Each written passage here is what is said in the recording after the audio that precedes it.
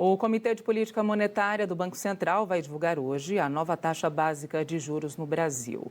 Você que acompanha o nosso quadro aqui na Band News já tem esse entendimento de que o índice será mantido em 15%. As projeções apontam para esse caminho até o momento. Por enquanto, o cenário continua mais forte pela expectativa do início dos cortes lá no início do mês de março. Nos Estados Unidos, também teremos o Fed decidindo sobre juros em meio à pressão do presidente Donald Trump. Então, nesta super quarta, a gente vai conversar agora com Alexandre Pletz, head de renda variável da Faz Capital. Tudo bem, Alexandre? Bom dia, bem-vindo. Bom dia, Thalita, tudo bem? Tudo jóia. Nesse ponto que tu tocaste em relação à taxa de juros, hoje a gente tem a super quarta e aí fica essa expectativa, né? Pressão do Fed lá para cortar juros e o Trump vem fazendo essa pressão há bastante tempo, uma pressão sobre Powell que encerra seu mandato ali em maio. E por aqui a gente tem um cenário super contracionista, de um juro real extremamente elevado, que sempre se tem a expectativa, por mais que se coloque que para março é mais certo, de que haja um corte. Por quê? A gente tem visto que o mercado doméstico ele tem se comportado de uma maneira favorável para um corte. A inflação ela baixou do teto da meta, a gente teve IPCA 15, agora divulgado recentemente em 0,20, ligeiramente abaixo das projeções. A gente tem um cenário onde o país não desacelerou tanto, mas já tem espaço para deixar esse juro real um pouco mais baixo. Então, hoje, claro que se tiver um corte na casa do 0,5, é uma surpresa para o mercado, porque as apostas realmente estão para outra reunião lá de março, mas tecnicamente já se teria um espaço. O que a gente tem visto é um Banco Central bem austero em relação à política de juros, e vamos ver se ele vai continuar assim. A gente sabe que esses impactos dos cortes, eles demoram para chegar de fato na economia, né? Então, depois de um corte desse, até as coisas se ajustarem, demora um pouco. Mas a gente tem uma expectativa realmente ainda que isso ocorra em março. Agora, Alexandre, um cenário foi colocado, né? A gente tem observado, até pelos comunicados de Gabriel Galípolo, que quando o Banco Central segue, ou enquanto o Banco Central segue com essa cautela, cintos mais apertados, a crítica vai na contramão de que o governo anda em outro sentido, né? Não fazendo os ajustes fiscais que são tão necessários, tão cobrados para a diminuição da taxa de juros. Esse cenário, né, segundo analistas, representaria uma sinalização também muito positiva para o Banco Central. Como explicar também os impactos dessa relação? Como é que tudo isso está sendo colocado? O Banco Central, através do Galípolo, ele tem sido bem firme nas suas posições, mesmo com uma certa pressão do governo lá no início. Então, ele teve a pressão do Lula lá no começo e depois soube lidar com isso muito bem e tem agido tecnicamente, não só na questão dos juros, mas também na questão do Banco Master, agiu com bastante viés técnico e isso é importante, deixou a política de lado, porque de fato o governo gasta muito. Então, a gente tem visto mês a mês, ano a ano, a dívida fiscal crescer. Para 2026 não vai ser diferente, as projeções são de uma dívida crescente. A gente tem um cenário eleitoral em 2026, onde só do fundo eleitoral o dinheiro ele já entra fortemente na economia. Mas todo o arcabouço econômico que faz com que esse valor acabe se alavancando durante todo esse processo. E isso gera uma atividade extra para um ano onde as projeções talvez não seriam tão grandes. E o governo provavelmente vai lançar alguma política fiscal nesse período um pouco mais forte. Uma política social, desculpa, nesse período um pouco mais forte que impacta diretamente a parte fiscal. O governo tem se demonstrado que coloca uma meta fiscal, mas ele não cumpre. Então, nisso, o Banco Central também se bota a sua âncora. Bom, tu não está cumprindo o teu lado, eu vou cumprir o meu como técnico. Então, tem um ponto muito positivo nessa parte do Banco Central está sendo duro nas suas posições, porque realmente, se dependesse do governo, a gente teria uma escalada de inflação maior, justamente por esse descontrole. O governo ele tenta fazer uma compensação através de arrecadação. A arrecadação tem sido forte e o aumento de impostos é uma pauta do governo. Mas essa questão da arrecadação versus o gasto, mesmo assim ela não se equilibra. A gente tem aumentado a nossa relação de dívida PIB. Se a gente pegar os títulos que o Banco Central detém, já passou de 90%. Então, isso é uma preocupante. Claro, tem muita gente que fala, mas tem países que têm dívidas elevadíssimas, como o caso do Japão, 230% sobre a relação dívida-PIB. Só que são outras conjunturas, são outras economias, são outros tipos de títulos, a remuneração desses títulos é diferente, tudo é diferente quando a gente faz esse tipo de comparação. A gente não pode trazer isso para a pauta, a gente tem que se comparar com outros emergentes que aí sim tem uma relação de dívida na casa de 60%, 70%. A gente já está um pouco mais elevado e essa preocupação que o Banco Central tem quanto a isso, ela é de suma importância. Até pegando um pouquinho mais aí do gancho da tua resposta, né, ainda falando sobre essa relação, a falta de coordenação da política fiscal com a política monetária, na tua avaliação, esse cenário ele já está totalmente precificado nessa curva de juros? Ele está precificado de alguma forma, tá? A curva de juros ela já teve mais baixa, e aí depois ali do Flavius Day ela abriu de novo e agora segue num movimento mais coordenado em relação ao que a gente vê macroeconomicamente. Uhum. Então, a curva de juros ainda tem bastante espaço para ceder, tendo em vista toda a contração monetária que foi imposta, é natural que lá no futuro nós tenhamos um afrouxamento. Então, essa curva ela precisa ceder e ceder um pouco mais, porque toda a dinâmica de inflação e de juros que está sendo imposta lá está seguindo esse cenário macro.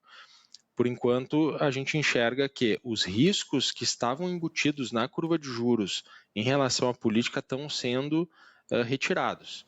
E ela está seguindo um rumo realmente da economia. E isso deve continuar seguindo nos mercados nas próximas semanas.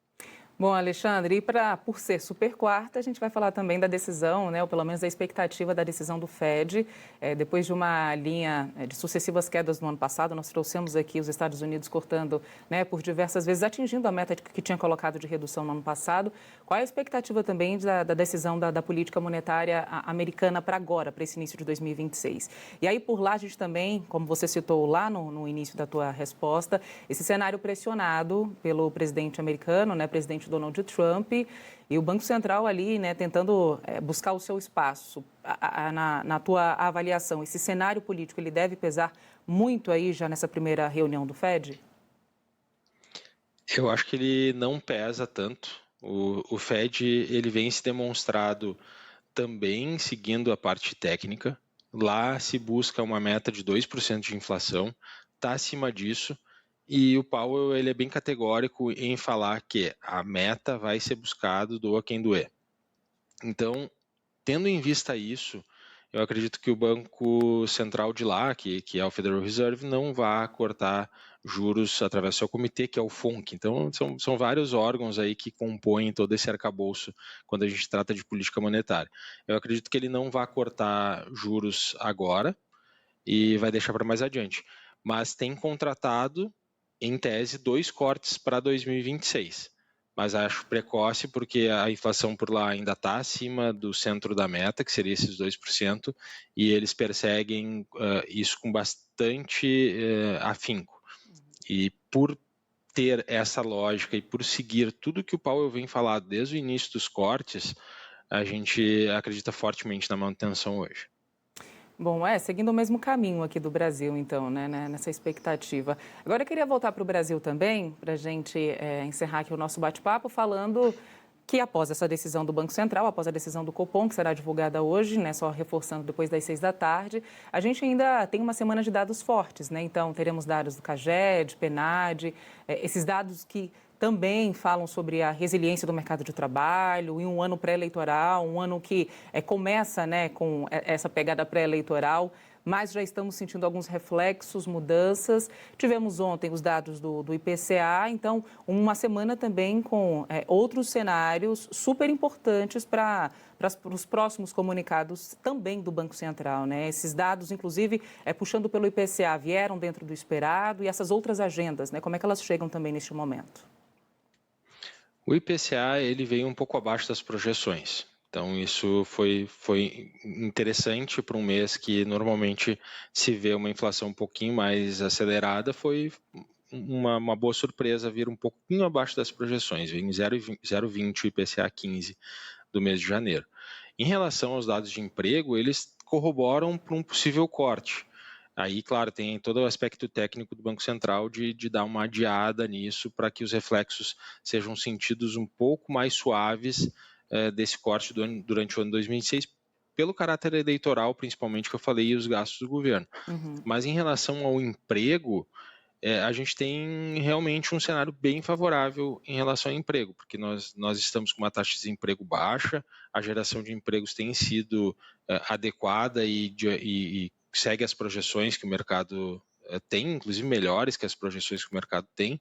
Claro que se a gente chegar em como está sendo essa dinâmica do trabalho no Brasil, esses dados eles começam a ficar um pouco diferentes, muito trabalhador através de PJ, né, com os MEIs e tal, mas de qualquer forma é um índice de desemprego bem baixo. E a gente agora no mês de janeiro tem aquela saída dos temporários, então pode ser que dê um impacto um pouco negativo nisso, com a saída dos temporários, mas tudo dentro do aguardado já pelo mercado. E, Alexandre, eu estava me esquecendo também de trazer aqui para o nosso bate-papo um destaque importantíssimo, né? Passamos a semana passada toda falando das renovações do Ibovespa e tivemos mais uma renovação de máximas, né? Queria que você trouxesse também detalhes desse fechamento de mercado, porque apesar dessa situação global, geopolítica, a gente tem observado o fluxo estrangeiro, o investimento estrangeiro muito forte também aqui no Ibovespa. Muito forte, Thalita. A gente enxerga a Bolsa recebendo um fluxo elevadíssimo nesse começo de ano. Só esse ano são mais de 25 bilhões de reais investidos em Bolsa, tanto nos futuros quanto no mercado à vista.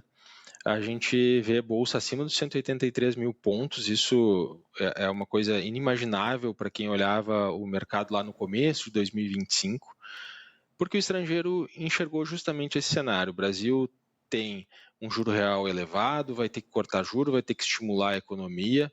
As empresas estão trabalhando a valuations muito baixos, então a gente tem um espaço muito grande para buscar, e o estrangeiro enxergou antes do investidor doméstico. Então, claro que esse movimento ele não é só de enxergar as coisas boas que tem na Bolsa, nas empresas e nos valuations. A gente está vendo esse movimento em vários emergentes. Então, assim como no Brasil, a gente vê também um movimento muito forte na Colômbia. E isso se dá também por uma certa rotação de ativos lá dos Estados Unidos, um pouco de saída dos ativos de lá para esses países emergentes. Aí, quando a gente olha o arcabouço dos países emergentes, o Brasil é um país muito investível. As empresas têm qualidade, a gente tem uma linha de commodities muito forte em diversos setores, e nós temos também uma regulação muito boa no mercado financeiro, tanto de governança, quanto da própria B3, quanto da CVM.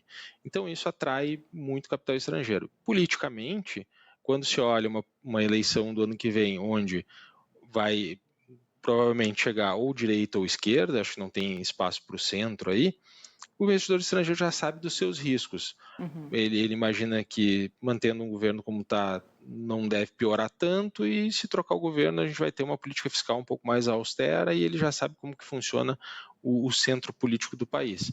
Então ele vem com bastante força realmente no Brasil. O Brasil tem um desempenho melhor do que os mercados emergentes, e isso tende a seguir porque ainda há espaço para melhorar os valuations das empresas.